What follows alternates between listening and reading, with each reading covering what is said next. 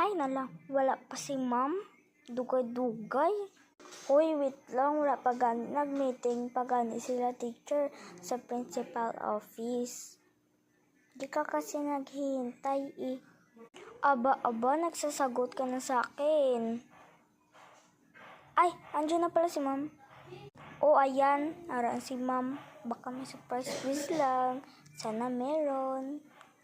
Ha, yaman yan totoo. Blablabla. Wow, nagaganyan ka na. Ay, good morning, teacher. Good morning, teacher. Good morning, teacher. Wala naman uto. Hoy, may pera ka dyan? Bigyan mo sa akin, bilis na. Ay, meron 20. Salamat ah, ikaw. Ha, wala ko ditong pera. Diba sabi ni mom, bawal na magkuha ng mga pera. Ibalik mo yan, baka isugita ka. Ay, hindi mo pag-ibalik. Ma'am, si Mea po, nagkukuha ng pera hindi sa kanya. Ano naman to? Ha?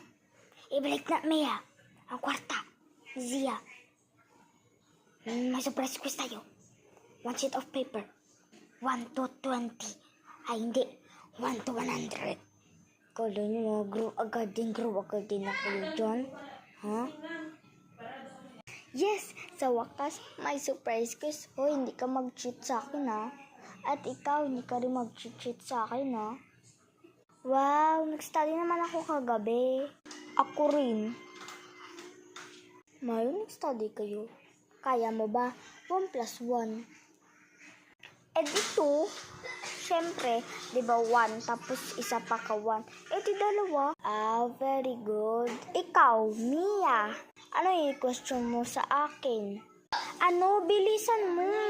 7 plus 7? 0? Ha?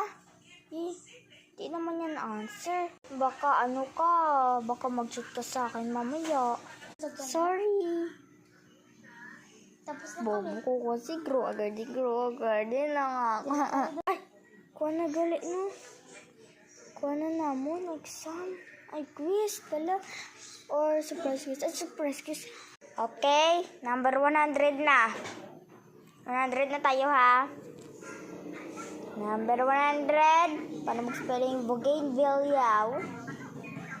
Bougainvillea. Check ko. Bigay sa akin. Hindi mo diya mag-grow garden ha.